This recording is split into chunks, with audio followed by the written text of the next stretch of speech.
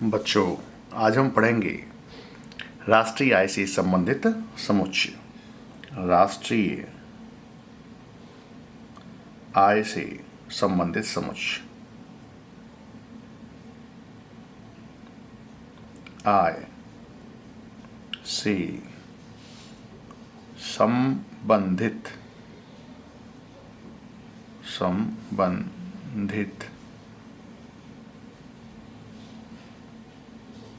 समुच्चय अर्थात aggregates related to national income,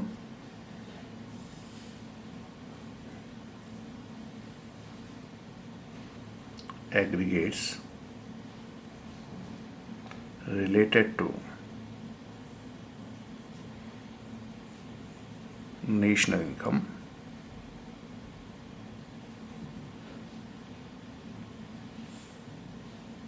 इसमें aggregates related to national income में सबसे पहले हम मुख्य कुछ संबंध पढ़ेंगे, कुछ रिलेशंस जो अब तक हमने फाइंड किए हैं। तो उन फॉर्मूलों को दोबारा से हम पहले रिवीजन करेंगे, फिर आगे बढ़ेंगे। नंबर फर्स्ट जो रिवीजन किया हमने, NIT net indirect tax is equal to indirect tax minus subsidy. ये पहला फॉर्मूला था हमारा। Net indirect tax is equal to indirect tax minus subsidy. और यहाँ हम हिंदी में ले सकते हैं शुद्ध, ये क्या होंगे, शुद्ध अप्रत्यक्ष कर। शुद्ध अप्रत्यक्ष कर इज इक्वल्स टू अप्रत्यक्ष कर माइनस सब्सिडी। मीन्स सब्सिडी है क्या है, आर्थिक सहायता। इसका नाम क्या है, आर्थिक सहायता। ये आर्थिक सहायता कौन देता है, सरकार। किस लिए मदद करते हैं, ताकि मार्केट में वस्तुओं का मूल्य इतना ज़्यादा ना हो जाए, इतना अधिक ना हो जाए कि सामान्य नागरिक भी ना खरीद सके। तो उस स्थिति में आर्थिक सहायता सरकार मदद करती है, सब्सिडी देती है किनको, फर्म को, ताकि वह वस्तुओं को सामान्य नागरिकों की रीच तक पहुंचा पाए, अर्थात उनकी पकड़ में वस्तु आ जाएं और खरीद पाएँ सभी लोग। और सेकंड फॉर्मूला हम यहाँ देख पाएंगे, जो कि एक मुख्य फॉर्मूले हैं ये, gross is equal to net minus plus करेंगे, प्लस डेप्रिसिएशन अर्थात गिसावट। तो ग्रॉस जो होता है हमारे पास, gross is equal to net plus depreciation. Gross हम कहेंगे यहाँ पर सकल, क्या ये, सकल इज इक्वल्स टू शुद्ध, ये क्या है, शुद्ध प्लस गिसावट। गिसावट या मूल्य ह्रास एक ही बात है, जो हम पहले टर्म समझ चुके हैं। गिसावट या इसे बोलेंगे मूल्य ह्रास।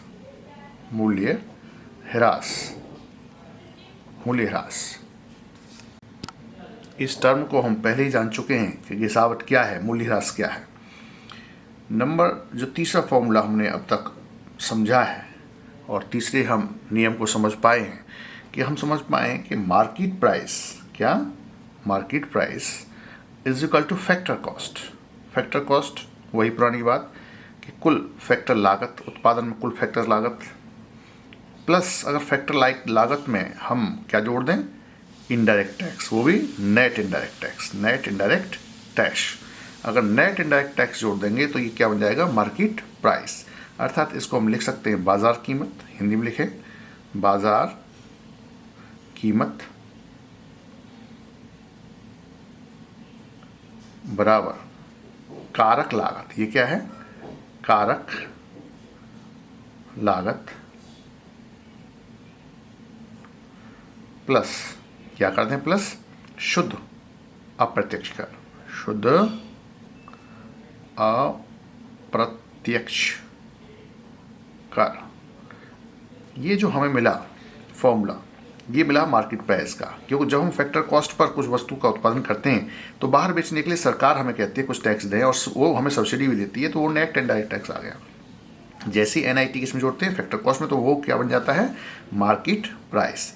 इसी समय हम फोर्थ हम पढ़ेंगे और फोर्थ क्या होगा हमारे सामने, घरेलू आय। क्या, घरेलू आय, आय, डोमेस्टिक इनकम इक्वल्स टू क्या होगा, राष्ट्रीय आय या नेशनल इनकम, हिंदी में पहले लिख लेते हैं, राष्ट्रीय आय में से अगर हम क्या करें, कुछ माइनस करें। क्या माइनस करें, विदेशों से प्राप्त शुद्ध कारक आय। क्या करें, विदेशों से प्राप्त शुद्ध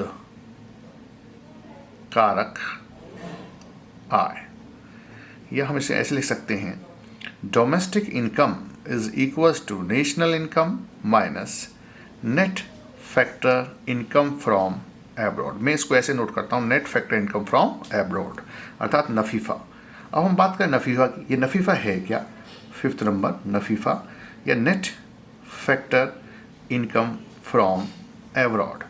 ये क्या होता है, factor income from abroad minus factor income to abroad, अर्थात हमने शेष विश्व से जो धन प्राप्त किया, क्या कारक आय हमने प्राप्त की, वो तो हम अपने देश में ऐड कर दें, अपने देश की नेशनल इनकम में, और क्या करें, माइनस कर दें फैक्टर इनकम टू एब्रॉड। इसका मतलब हमने ये विदेशियों को क्या दिया, फैक्टर लागत हम तक पे कर चुके हैं उनको, उनके काम करने के बदले में उनसे हम इतनी कीमत चुका चुके, तो वो अपने देश में ले जाएंगे। फैक्टर इनकम टू एब्रॉड, विदेशों को कारक आय, अर्थात विदेशों से कारक आय। तो इन दोनों का डिफरेंस, विदेशों से कारक आय में से घटाने किसको, विदेशों को कारक आय, तो क्या मिल जाएगा, विदेशों से शुद्ध कारक आय। तो ये 5 फॉर्मूले हमारे पास हैं, इनका ही हम इस्तेमाल बार बार करेंगे और करने के बाद में हम लोग अपने आगे बढ़ेंगे। इसको हम एक बार नोट कर लेते हैं, इसी फॉर्म में नोट करते हैं कि net factor income, net factor income from abroad, net factor income from abroad, इधर लिखेंगे factor income, factor income from abroad, कहां से लिया हमने, बाहर से, फ्रॉम एब्रॉड, और ये क्या होगा, माइनस क्या करेंगे, factor income, income to abroad, कहां पर, टू एब्रॉड,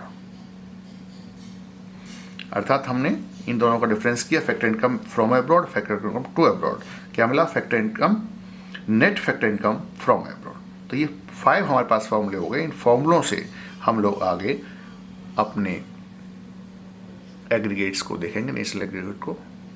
परीक्षाओं के लिए हमें यह भी याद रखना होगा कि परीक्षाओं में कई बार ऐसे क्वेश्चंस में लिखा आता है कि जीडीपी फाइंड करें, जीडीपी फाइंड करें, या वो कहेंगे कि आप जीएनपी फाइंड करें, जीएनपी फाइंड करें, या कहेंगे आप एनडीपी फाइंड करें या एनएनपी फाइंड करें।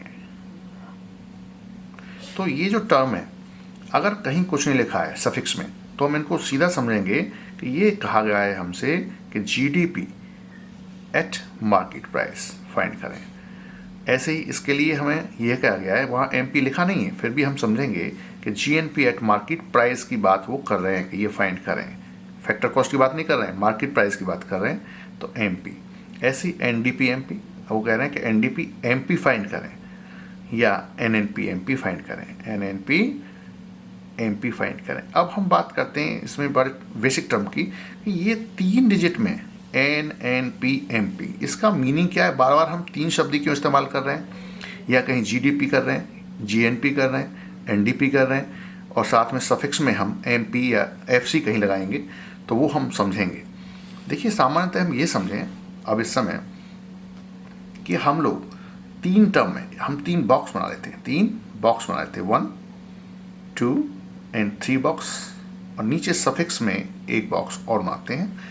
पहले बॉक्स में हम देखेंगे हमें 2 ही लेटर मिलेंगे। कौन कौन से लेटर, ग्रॉस या नेट, या तो ग्रॉस होगा या होगा नेट। अर्थात या तो होगा सकल या होगा शुद्ध। हमें सामान्यतः जी और एन ऐसे ही यूज़ करने हैं। दूसरा जो शब्द है लेटर है, इस पर भी हमें कई बार एन मिलेगा। एन का मतलब यहाँ डिफरेंट है, याद रखेंगे, और डी भी मिलेगा यहाँ। तो यहाँ एन का मतलब क्या होता है? नेट। ये जी का मतलब क्या है? ग्रॉस। ये आपको याद रखना है क्योंकि बेसिक बातें हैं, अगर हम यही नहीं जानेंगे तो कैसे करेंगे। यहाँ जो एन है इसका मतलब क्या है? नेशनल। क्या मतलब इसका? नेशनल। नेशनल वर्ड अर्थात राष्ट्रीय। ये क्या है? राष्ट्रीय। और अगर हम यहाँ बात करें डी फॉर डोमेस्टिक। डोमेस्टिक ये शब्द क्या है मिलेगा हमें? डोमेस्टिक या घरेलू। ये शब्द क्या है? घरेलू। हमें बार बार यहाँ पर पी ही मिलेगा। क्या मिलेगा? पी, अर्थात प्रोडक्ट या उत्पाद। ये क्या है? प्रोडक्ट या उत्पाद। प्रोडक्ट या इसे बोलेंगे उत्पाद। और यहाँ जो फिर से ये जो जगह है, इस प्लेस पर फिर से हमें दो लेटर्स मिलेंगे। या तो मिलेगा मार्केट प्राइस या मिलेगा हमें फैक्टर कॉस्ट। तो मार्केट प्राइस जैसा आप जानते हैं बाजार कीमत, और फैक्टर कॉस्ट का मतलब क्या हुआ? फैक्टर लागत, कारक लागत। कारक लागत। तो हमें यह जानना जरूरी है कि ये 3 लेटर्स में लिखे जाते हैं, 3 लेटर्स। तो इसका मतलब क्या हुआ? Net. Net national product at market price. ये यहाँ कह रहे हैं नेट, ये एन फॉर नेट, ये वाला नेट। नेट फिर से national, national product at market price. तो इस तरह से हम समझ सकते हैं। मान लिया हम ये एग्जांपल लेते हैं, ये वाला GNP एट मार्केट प्राइस। अगर हम GNP eight market price find कर रहे हैं तो उस समय क्या हो गया? G for gross. G for gross पहला लेटर, पहले बॉक्स का पहला letter G for gross. N for net नहीं कहेंगे, नेशनल। ये नेट शब्द नहीं यूज़ करना, नेट तो यहाँ यूज़ करना है पहले लेटर में, पहली प्लेस पर। दूसरी प्लेस, सेकंड प्लेस पर क्या आएगा? नेशनल, राष्ट्रीय। P for product and market price, या तो मार्केट प्राइस होगा, यहाँ कॉस्ट प्राइस होगा। तो ये जो शब्द है इसका मतलब क्या हुआ? Cross national product at market price, अर्थात सकल राष्ट्रीय उत्पाद, बाजार कीमत पर सकल राष्ट्रीय उत्पाद। इसको हिंदी में लिखेंगे बाजार कीमत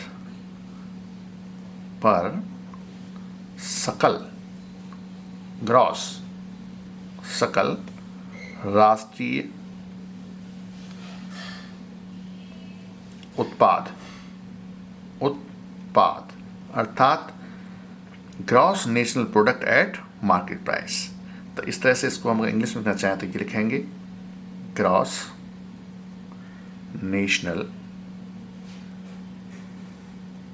product at market price. Price ये हम बार बार यूज करेंगे इस तरह के शब्द। तो ये 3 डिजिट का हम फॉर्म, या 3 हमारे पास जो प्लेसेस हैं GNP MP, ये 3 प्लेसेस का हमें समझ आ गया होगा कि वो पहले प्लेस पर हर हालत में अगर N लिखा है इसका मतलब नेट, दूसरे प्लेस पर N लिखा है तो इसका मतलब नेशनल, तीसरे प्लेस पर प्रोडक्ट ही होगा। अगर यहाँ पर फैक्टर कॉस्ट FC लिखा है तो फैक्टर कॉस्ट, और MP लिखा है तो मार्केट प्राइस। ये हमें, मैं समझता हूँ, समझ आ गया होगा। अब हम आगे नेक्स्ट हम चलेंगे कि एग्रीगेट्स में कैसे फॉर्मूले बदले जा सकते हैं, किस तरह से हम फॉर्मूलों में इसका इस्तेमाल करेंगे। अब हम निम्न एग्रीगेट्स को समझेंगे। अब हम समझेंगे क्या क्या है aggregates. GDP at market price, और NDP eight market price, and GDP factor cost, NDP eight factor cost. तो हम सबसे पहले यहाँ शुरू करते हैं कि NDP एट मार्केट प्राइस, और यहाँ है GDP। जैसा हम जान चुके हैं पहले GDP कैसे फाइंड करते हैं, GDP एट मार्केट प्राइस। इन दोनों के रिलेशंस को देखें। अगर हमें GDP दे रखा है, GDP एट मार्केट प्राइस दे रखा है, हमें फाइंड करना है net domestic product at market price. तो इसका क्या फॉर्मूला, कैसे हम यूज कर पाएंगे, तो उसको पहले समझें। इसमें हमें देख रहे हैं D और P, DP MP, DP MP, ये तीनों शब्द एक जैसे हैं। इधर सिर्फ G और N में डिफरेंस है। इसका मतलब ग्रॉस को हमें किस में चेंज करना है? नेट में। और जब हम ग्रॉस टू नेट करते हैं किससे करते हैं? ग्रॉस को नेट में कन्वर्ट करते हैं, अर्थात यहाँ नेट है, यहाँ पर हमारे पास ग्रॉस है, तो ग्रॉस में से हम डेप्रिसिएशन को हटा देते हैं, काट देते हैं, निकाल देते हैं, तो हमें मिल जाता है नेट। तो ये फॉर्मूला हम यहाँ भी इस्तेमाल करेंगे, अर्थात ग्रॉस टू नेट। हमें कहाँ जाना है? ग्रॉस से नेट पर। ये फाइंड करना है, ये गिवन है, जीडीपी एमपी गिवन है, हमें फाइंड करना है एनडीपी एमपी। तो ग्रॉस टू नेट हमें शिफ्ट करना है, इसलिए इसमें से हम क्या कर देंगे? डेप्रिसिएशन या मूल्य ह्रास, मूल्य ह्रास, ये हम क्या करेंगे? माइनस कर देंगे, या घिसावट इसे बोलते हैं, माइनस कर देंगे। अब हम इसे ऐसे भी समझेंगे कि वह सामान्यतः जीडीपी है क्या? जीडीपी हम समझ चुके हैं कॉन्सेप्ट को, फिर से एक बार रिवाइज कर लेते हैं। जीडीपी एमपी है क्या? कर्मचारियों का पारिश्रमिक, ये किस किस का समय योग है? कर्मचारियों का पारिश्रमिक, कर्मचारियों का पारिश्रमिक, अर्थात कंपनसेशन ऑफ एम्प्लॉय। ये क्या है? COE, compensation of employ.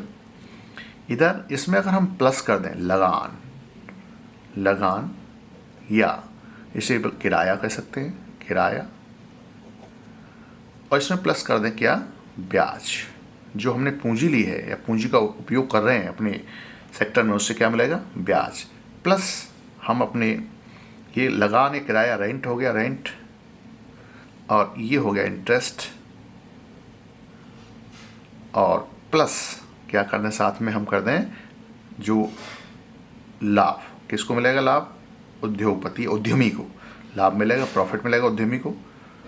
तो ये सब चीज़ें लगा दी हमने, COE plus rent plus interest plus profit. तो ये जीडीपी एमपी की तरफ हम बढ़ रहे हैं। अब ये जी लगाने के बाद में हम क्या करें?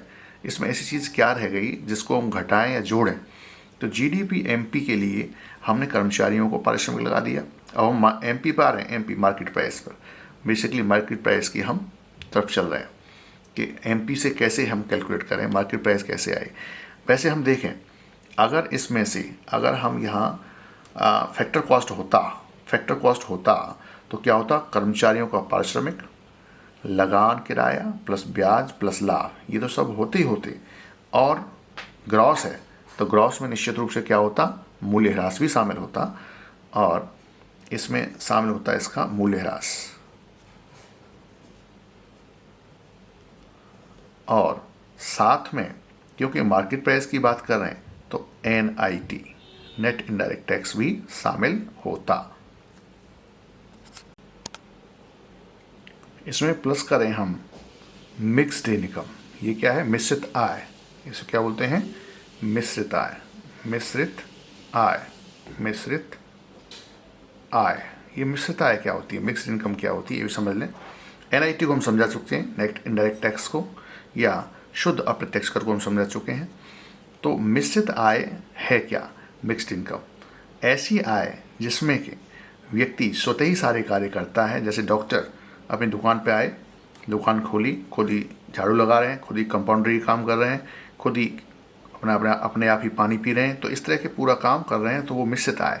या वकील खुद फाइल कैरी करके जा रहे हैं कोर्ट में, खुद प्रस्तुत हो रहे हैं, खुद अपने ऑफिस में काम देख रहे हैं, तो ये इस तरह की आय को मिश्रित आय बोलते हैं। तो हम इसमें समझेंगे कर्मचारियों को पारिश्रमिक, किराया, ब्याज, लाभ प्लस मूल्यह्रास plus NIT, net indirect tax plus mixed income, इन सबको जोड़ देंगे तो हमें क्या मिलेगा?